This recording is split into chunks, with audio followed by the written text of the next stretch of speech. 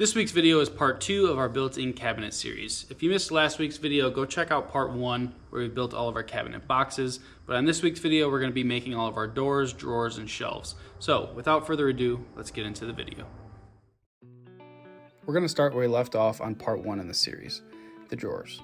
The first thing we need to do is mount our drawer slides. For these cabinets, we're going to be going with the Niwel soft close undermount slides we got off Amazon. They're dirt cheap and I've had great success installing them. Link below in the description if you guys want to check them out. To install the slides, we first need to cut 4 strips of plywood. It's not really important how wide your strips are, but I shoot for around the 3 to 4 inch range. Next, we take a measurement of the inside height of our box. I then move over to the miter saw and cut all 4 strips of the plywood about an 1/8 inch less than that measurement. Then we drill pocket holes on both ends of 2 of the strips. The other 2 we're going to set aside. Those will be directly screwed to the back of the cabinets, so no pocket holes needed on those. Now pay close attention. This is by far the easiest way I have seen to install undermount slides. You take your 2 strips that do not have pocket holes, bring them to the front of the face frame inside your cabinet. Ensure the plywood is all the way up against the inside of the box, and mark all 6 corners of the face frame onto the plywood.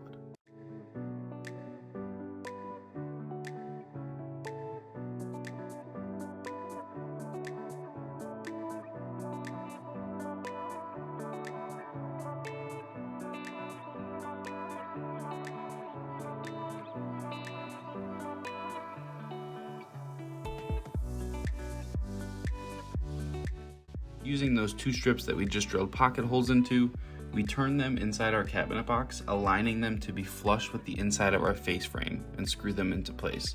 This step is only needed since we are going to be using inset drawer fronts. If you're using overlay fronts, you can skip this section as your slides are going to mount directly to your face frame. After we get all those pieces in, now we actually need to mount our drawer slides. You can start by opening up the boxes of your slides and throwing the directions directly in the garbage. They're usually translated incorrectly, super vague, and usually in metric. Essentially, they're worthless. The first thing I do is take these white brackets and modify them. They come with these tabs on the back that you're supposed to drill a hole and insert those into the back of the cabinet. But I found we're screwing these directly to the back of the cabinet, so I just cut these off as it makes installation 10 times easier. Now we attach all of our brackets, lining them up with the corners we traced from our face frame. With those steps complete, now we can move over to the cabinet boxes and simply screw these strips into place.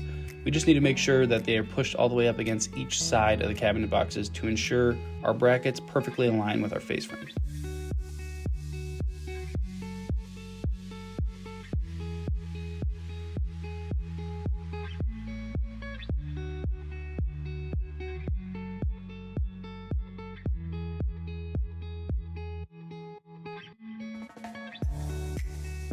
This is what makes these slides so easy to install. There's about 2 inches of play in these slides, and if you're off more than 2 inches, you probably haven't made it this far in the build. Now we just need to attach our drawer slides. The slides have a groove that fits into the brackets we just mounted in the back of the cabinet, and since we're doing inset drawers, you can now see the importance of those 2 strips of plywood we installed earlier. Position our slides just behind the face frame and screw them directly to our side strips.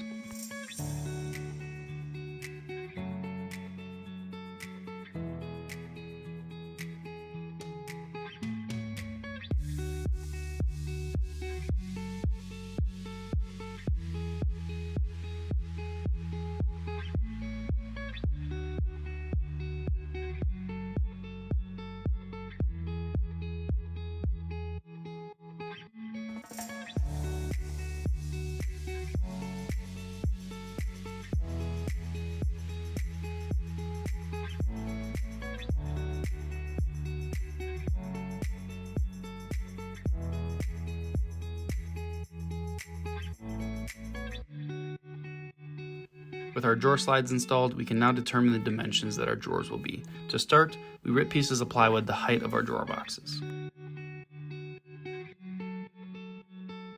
With all of our drawer pieces ripped to height, we need to cut a 1/4 inch groove to accept our bottom panel, similar to how we did on the cabinet boxes in part 1. Here, we're using setup blocks to dial in a 1/2 inch up from the bottom of each panel and then a 1/4 inch deep to accept our plywood. Again, following the same process as our cabinet boxes, we'll run all of our pieces through, moving the fence over slightly and repeating that process till we get a 1/4 inch groove using a scrap piece of plywood to sneak up on a tight fit.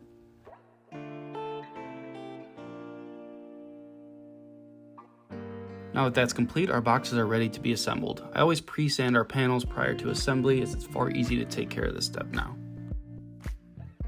Using some 1/4 inch plywood, we now need to cut our bottom panels that will slide into our drawer boxes. These are going to be the width of our drawers plus a 1/2 inch to account for the 1/4 inch groove on each side. Before we get to the glue up, we need to make one minor cut to accommodate our drawer slides.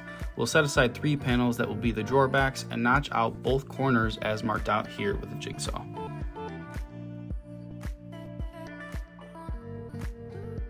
Now we're finally ready to glue up these boxes. I prefer to use glue and brad nails. It's simple, strong, and the process goes quick. Make sure you're nailing from the sides of your drawers to make sure when you're pulling the drawers out, you're pulling against the pressure of the nails.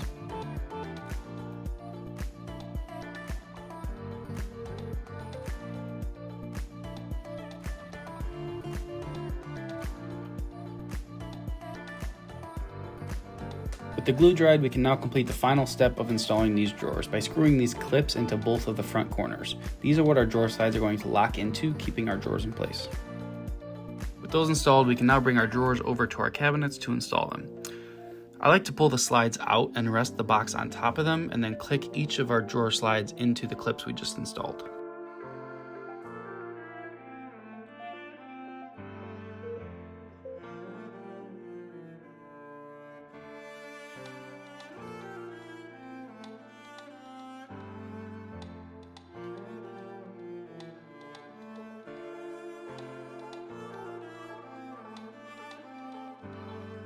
Now you may run into an instance where it may not be sliding perfectly, but luckily with these slides you have those adjustments we displayed earlier.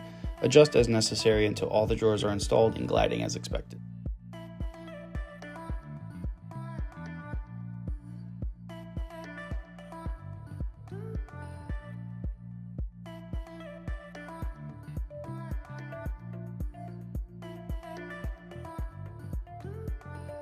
Moving on to our drawer fronts, we need to get the dimensions of our opening and subtract about a 1/4 inch from the height and the width. This will give us about an 1/8 inch reveal all the way around. For these, we aren't going with anything fancy given that they'll be inside our cabinet doors about 99% of the time. Just a simple flat front with a handle cut out at the top.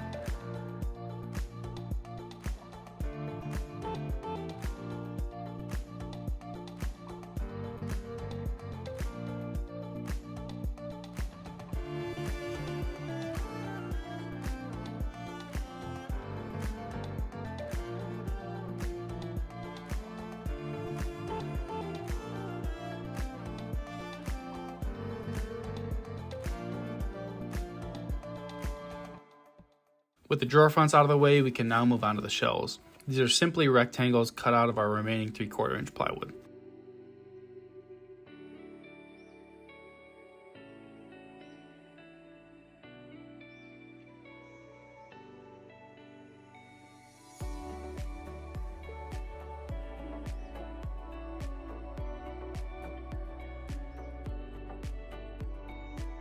With all 4 shelves cut, I picked up some edge banding to finish off the edges.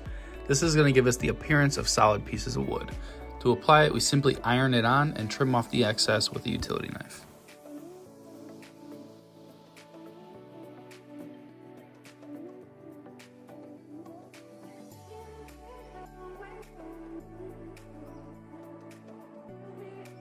Once complete, we sand all the shelves to make sure everything is smooth.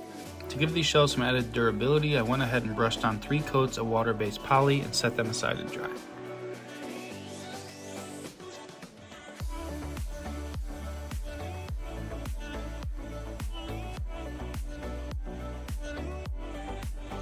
The last thing we need to do to finish our cabinets is make our doors. We're going to go with a shaker style with tongue and groove style joints. Our rails and stiles are going to be 2 1/4 inches wide, so we start by ripping all of our poplar to width and then cutting for length on the miter saw. Your dimensions are going to be different, so cut accordingly.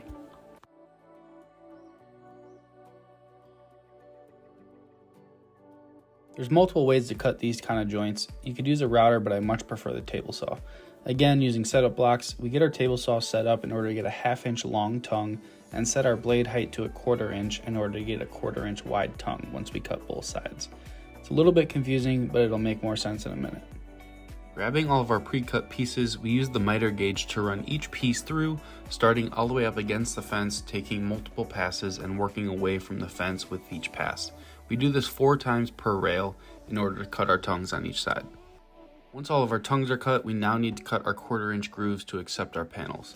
This time the groove is going to be a 1/2 inch deep to accept the tongues we just cut on all of our rails. The groove in the board should line up perfectly with the tongue to ensure solid flat doors after glue up.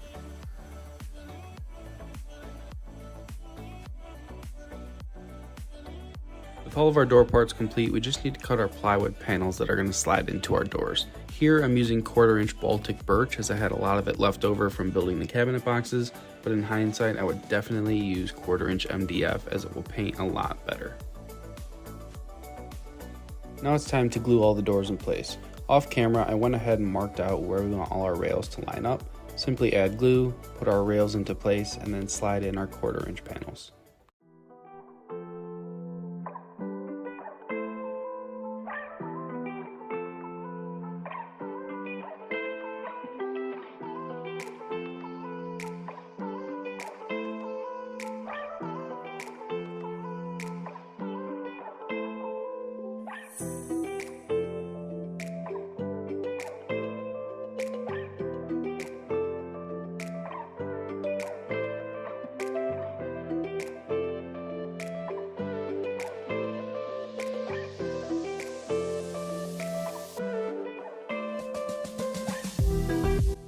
Now, I can't stress enough the importance of the doors being square, especially with the full overlay look that we're going for.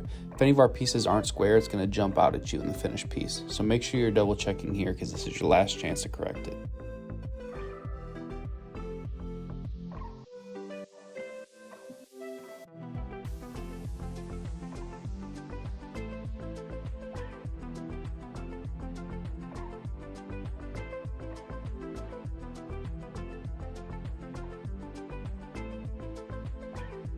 And here's the finished product. We'll repeat this exact same process for the 5 remaining doors we need. If you're going to be making cabinet doors, I highly recommend picking up the Krag hinge jig. It's about $40 and worth every penny. It makes drilling the hinges foolproof. Once all our glue is dry, we drill all of our hinge holes in all of our doors using this jig. Link to the jig in the description if you want to check it out.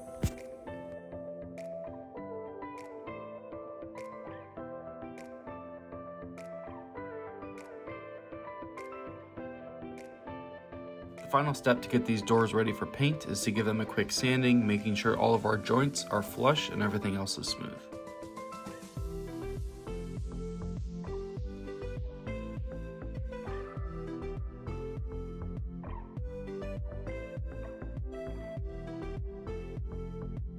That is going to wrap part 2 of this built-in cabinet series. Make sure you guys like, subscribe, comment down below any future projects you want to see on the channel. Make sure you stick around for part 3 of this cabinet build series. We're finally going to get to painting and installing these cabinets. Thank you for watching. I appreciate it very much, and we will catch you guys on the next one.